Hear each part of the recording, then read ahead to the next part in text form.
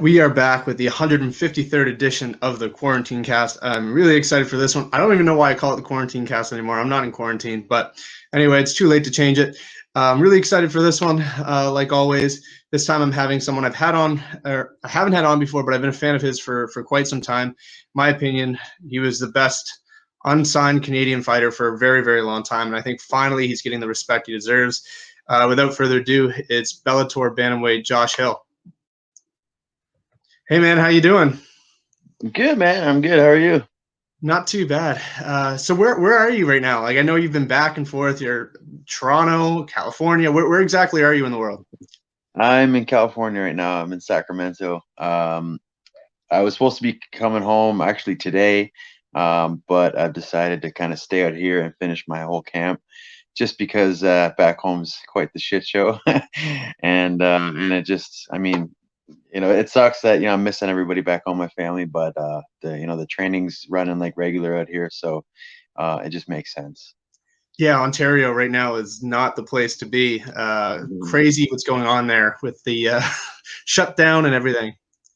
Yeah, man, it's insane. I mean, it was bad before I left, but now it's to another level. Training is like it's like you're doing some secret underground little fight club type thing. You're sneaking in the back door, trying not to let people see you. You're getting bylaw called on you. Gyms are closed. Like it's crazy, man. So I'm just trying to avoid all that shit, especially during the middle of the training camp. But I'm trying to prepare for, the biggest fight of your life. Every fight's the biggest fight, but this is a big one. But yeah, man. So out here, it's running like somewhat normal. The gym's running like normal anyway, so that's all that really matters. Yeah, what's it been like overall? Like not just now, but since the start of it. I'm in Halifax, so things are open and then they're closed the day after. But what's it been like for you overall? Yeah, man. It's been the Ontario government, like whole Canadian government, just I think just shit the bed big time. But especially in Ontario, like 1 week where they're open, then 3 weeks later they shut back down. And just gyms and not just gyms, all businesses are just like, man, it just they're getting treated like shit, to be honest. And it's just unfortunate what's happening. I don't like what's going on there at all.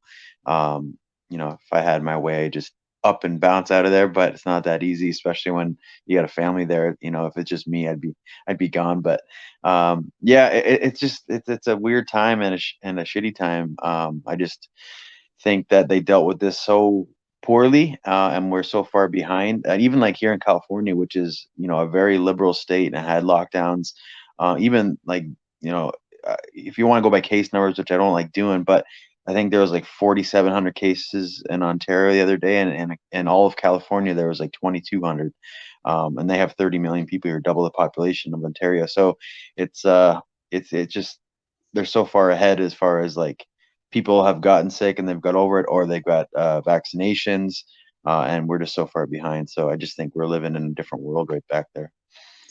It's got to be nice to have I guess the luxury of being able to go down to California and train with Uriah and the team there. What's it been like being down there? Obviously away from your family, but having a family away from home. What's that been like? It's been great, man. I've been coming out here since 2014, something like that. I think so, 7 years. And I've built a very good relationship with everybody out here. And, it's like my team away from my home team, and, I have a good connection here with the people I stay with. They're always, that take me in anytime. They've been great. And the guys at the gym and the team have they're awesome. And not only the mainstays, the guys that live here and train here, but there's always new guys coming in from all over the world. So every time I'm here, I get to train and meet people, from everywhere. Like right now, there's a couple guys from Japan that are here, and there's been I have friends now in Ireland and England, Japan and Brazil and France and throughout the states and just everywhere. So that's another reason why I love it.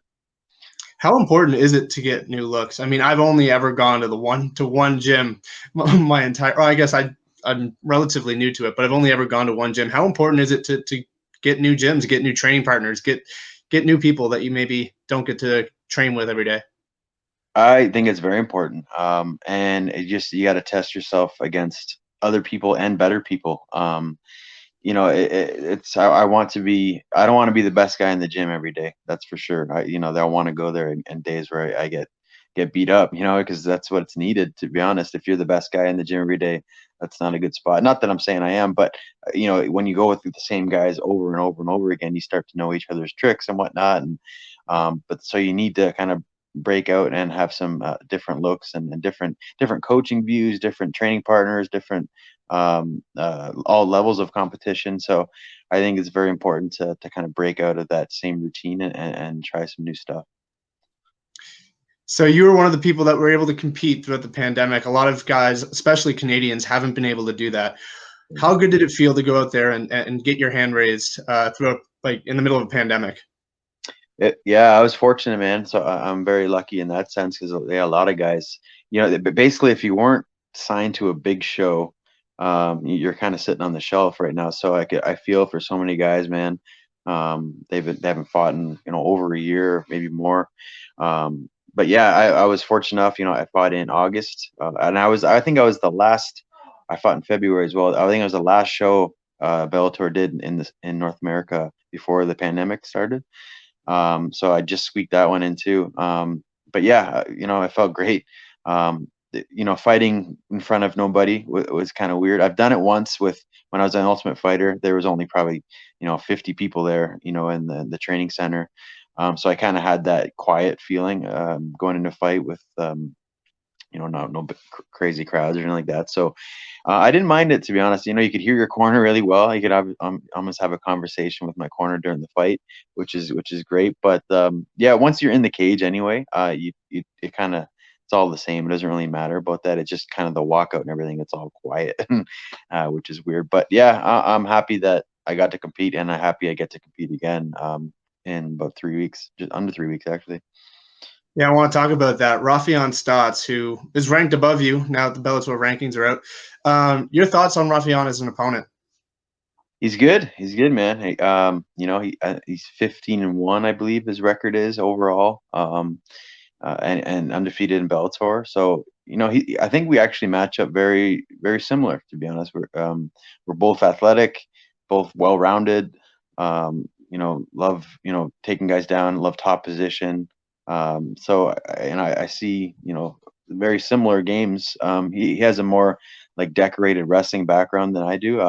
Because I don't have any wrestling background, so I have nothing there. But yeah, man, I think this is a good fight. I think my striking's better than his. Um, I think I'd be more powerful than him and a little more explosive. But it makes for a good fight. And yeah, they have him. You said the rankings. I always hated rankings. I never liked them. I think the only way rankings work is in a seasonal format for teams. And the only way they can do that in MMA, I think, is how PFL is doing it.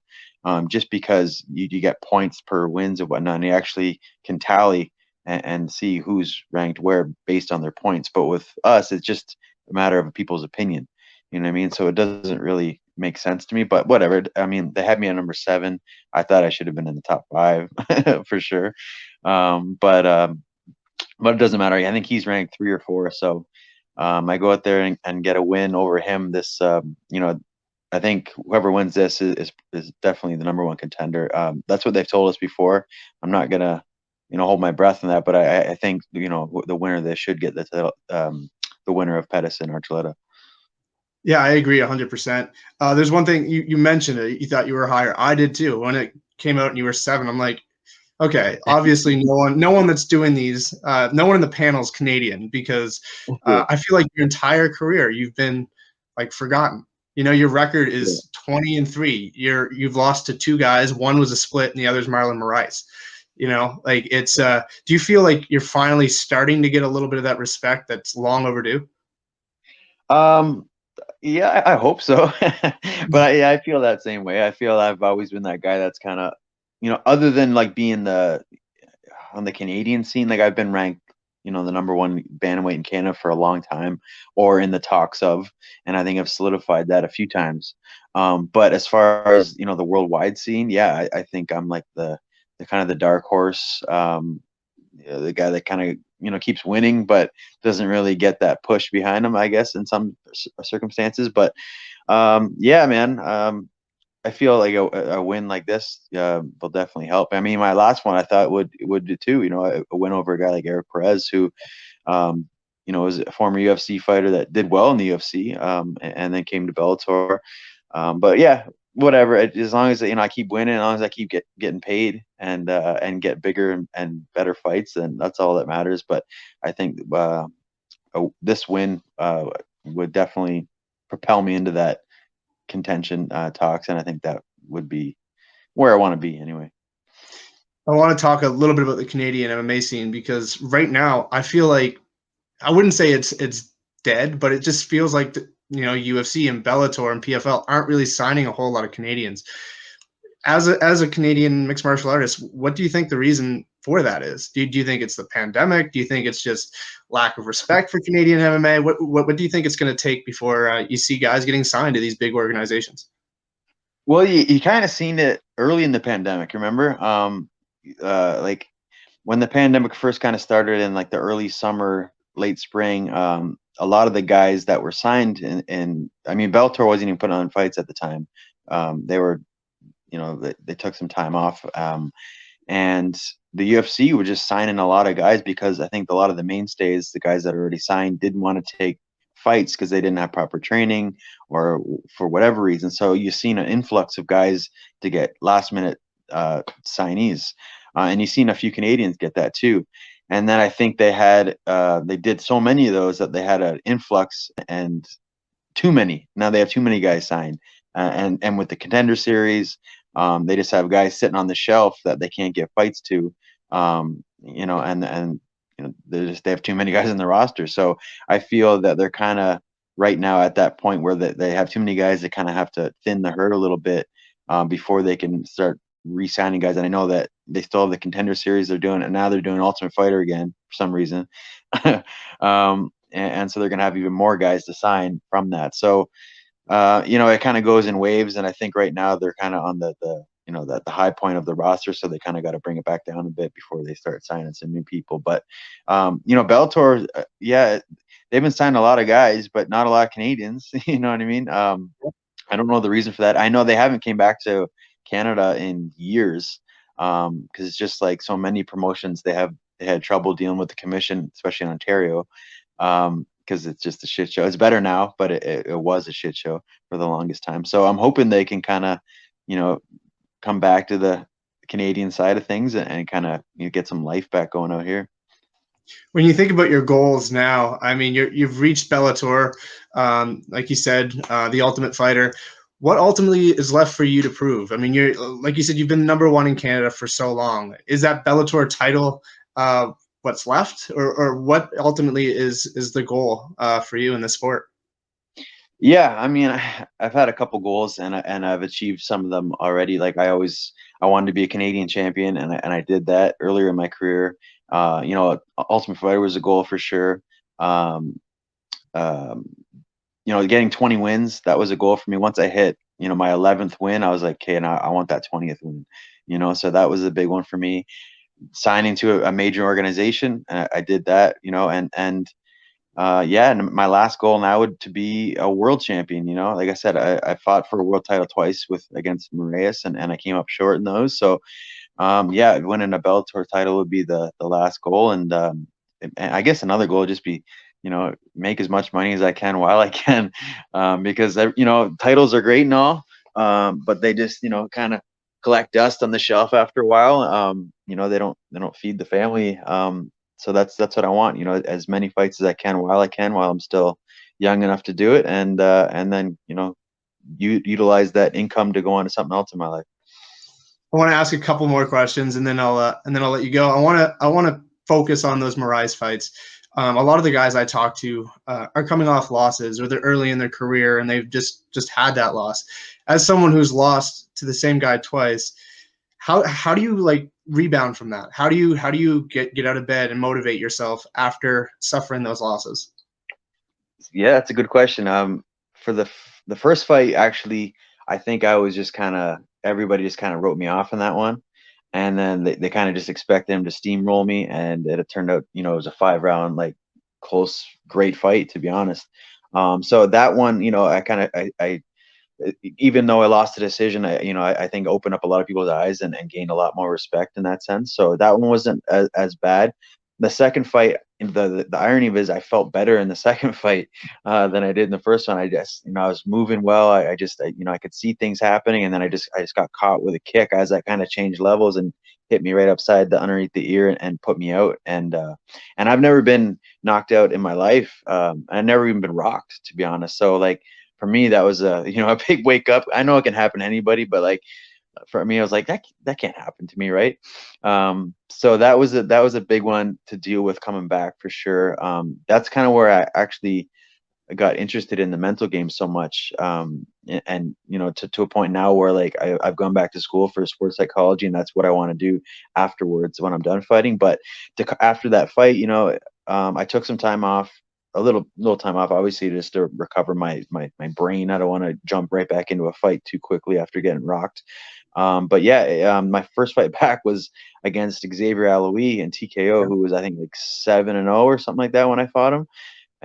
So it wasn't like I just came back and fought a schlub to get my confidence back. I took on a really tough prospect, and I think in that fight, I definitely, I won the fight, but I kind of, didn't let go of things as much. I was a little bit hesitant because my confidence wasn't quite there. So I had to get that win back to kind of feel that confidence kind of rise again. And once I did, I was able to build on it. But yeah, I would suggest, short-term memory in this game. Shit happens, and sometimes you can train as best you can and have the best game plan, and things could be going absolutely correct, and then shit just doesn't go right for you. So short-term memory, that's probably the biggest thing I would say, and don't focus on the negatives, focus on the positives, and that's the best way to rebound. And Xavier Aloui is, like you said, he's no schlub. He just went out and won the UAE Warriors belt. He just lost it, but he was a champion as well. Very, very good fighter as well. So your entire career has just been beating guys like Jesse Arnett, too, another very, very good Canadian fighter. I don't know if you do predictions, but there's a big fight next weekend, and I'd love to get your prediction and your opinion on it, on Jorge Sure. Masvidal. Yeah, absolutely. Masvidal Usman? Yeah. Who do I want to win?